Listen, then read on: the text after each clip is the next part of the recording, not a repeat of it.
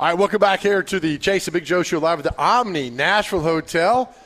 Chase McCabe off today, Dr. Crane filling in. This is really, thanks to Brady Shea, Nashville Predators, for joining us. This is really a fun segment coming up next.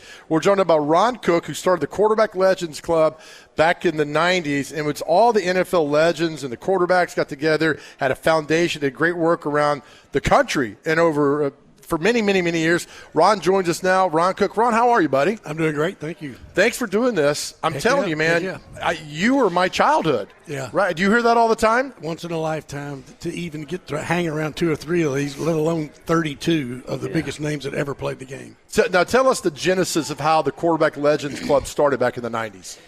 During the 80s, I did promotion work for 2 Dallas Cowboys, Danny White and Bill Bates. And what I mean promotion, I did their shoe contracts, I did their TV commercials, and I was just kind of a promotional rep for them. I had several clients that wanted close to those guys, right? Converse and Pony. Yeah. And in 1989, Danny White retired. I was doing all of his work. He retired and left the game completely. And about 6 months later, he called me and said, Cook, I'm playing in these celebrity golf tournaments, and I keep running into all these old guys, Hall of Fame guys. None of them are doing anything, and some of them don't have any money at all. Wow. He said, if I get them together, would you do the business part of a club for them, see if we can get the blessings of the NFL, and see if we can't get them some work, speaking engagements and that kind of thing. And I said, that would be a huge honor. When he started saying Johnny Unitas, Bart Starr, Roman Gabriel, all those names, those guys was heroes of mine. And so we put them all together. He got them all together. We met at Kiowa Island before it was a biggie, and had those guys down there and told them what we wanted to do. Said, would you be the board of directors? And what we'll have to do is invite people. And they came up with the idea of you only could be invited to QB Legends if you had started in the NFL for 5 years. Okay. So there you have it. I mean, that's a pretty big class right there. Right. And we ended up with 32 names that, unfortunately, a lot of people today, some of the young kids have never heard of. Right. But our age, my 55-plus friends grew up with them. And it was the biggest thrill because they're the greatest guys ever. I used to put all of them in card shows. I mean, the big thing back then was to go to a card show and have a Pete Rose or those guys sign an autograph a card. The football guys were friendly and would sit and talk to you forever. The baseball and basketball guys wouldn't even look at you while they were signing their contracts. So these guys were very, very popular in those card shows. Well, I'm looking, like Bart Starr, Ken Stabler, Jim Plunkett, Danny White. I mean, Terry Bradshaw. Nick and I were at an event 2 years ago, and Terry Bradshaw was there, and 500 people, Ron, and you saw this, starstruck. Yeah. Why were these guys larger than life? I've asked that question 10,000 times. I've had people ask me that. I think it's because even on the last play of your life, there's a chance you don't get the crap knocked out of you. Right. I mean, the other glamour sports, it's not the same. Yeah. I mean, they're glamour guys.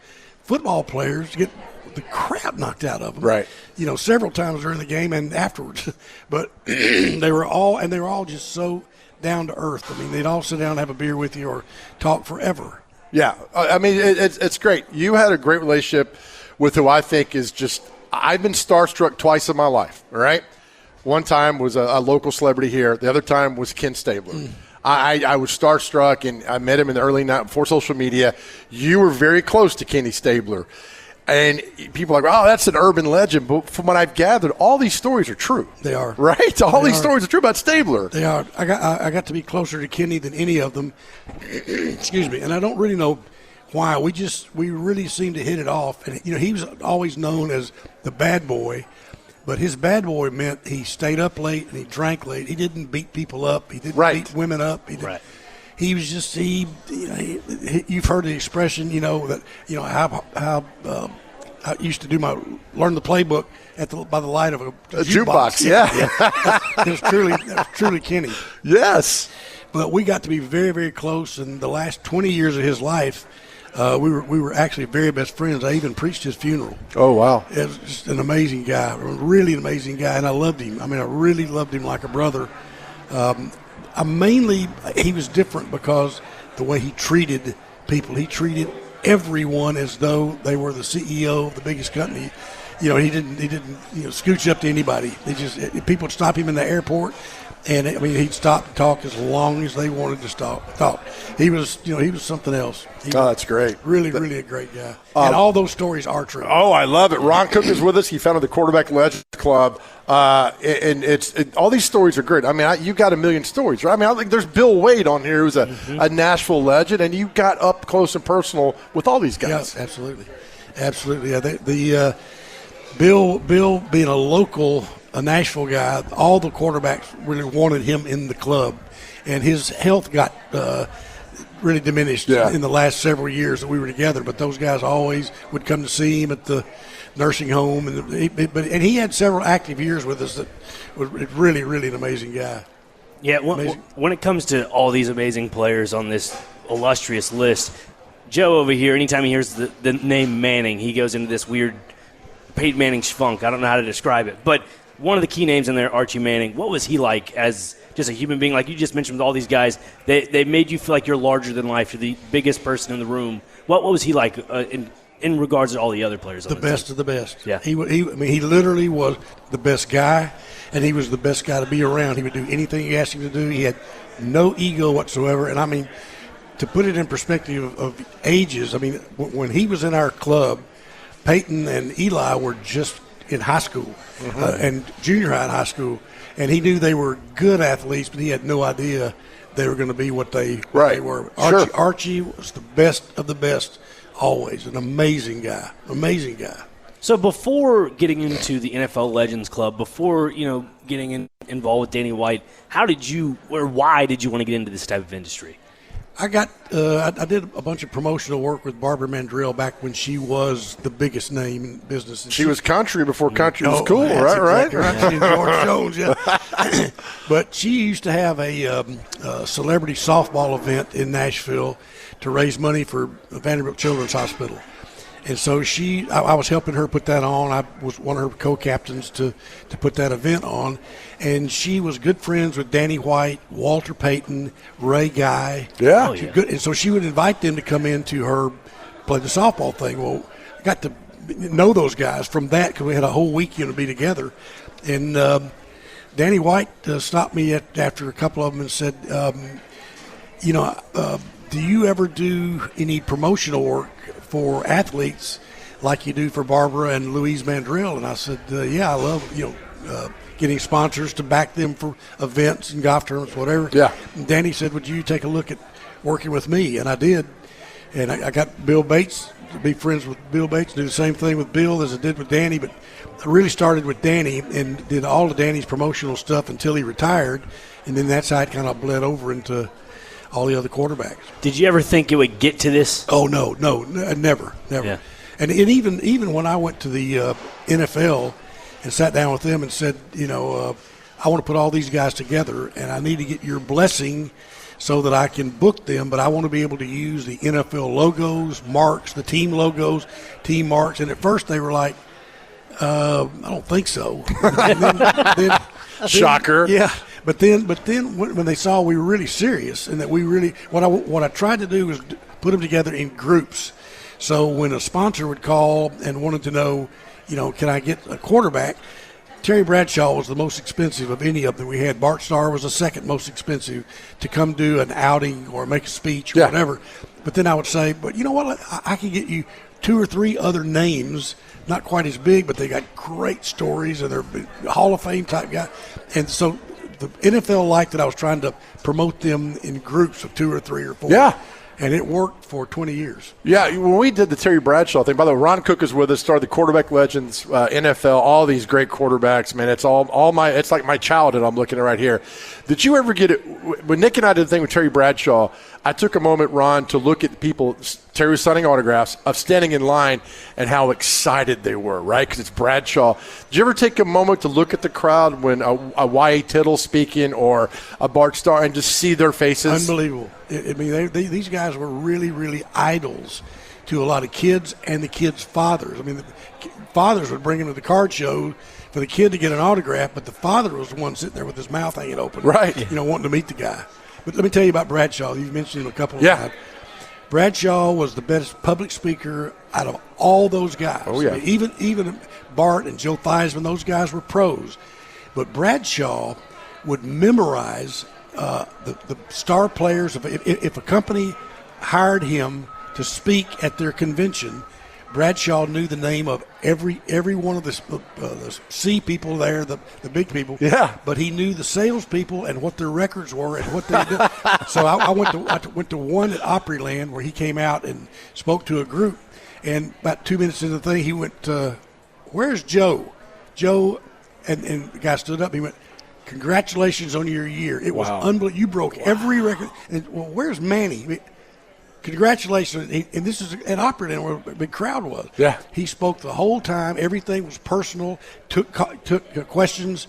When he was through, he was wringing wet with sweat. Or he had worked so hard.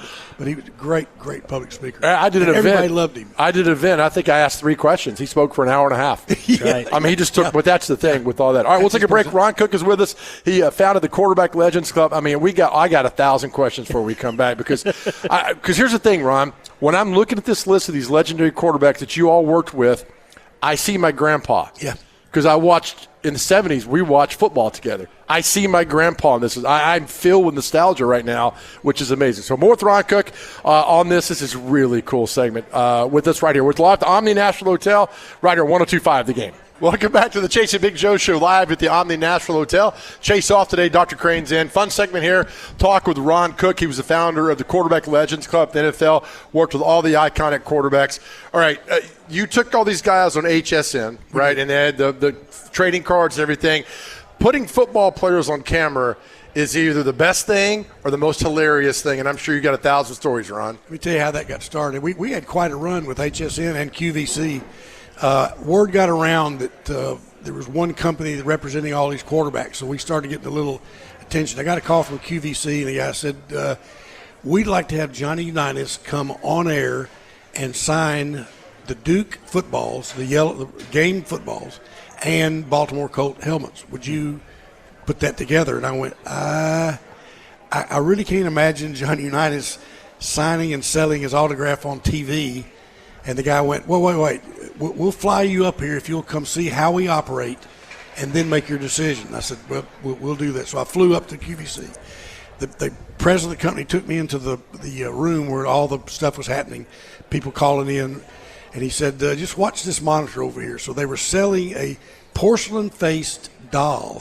Okay. And Marie Osmond was on the air. Okay. And the doll was selling for $349. And the guy showed it to me and said, see this number over here? I said, yeah. He went, that's the people that are online and have already ordered it. And I went, oh, that's pretty amazing. He said, see this number here?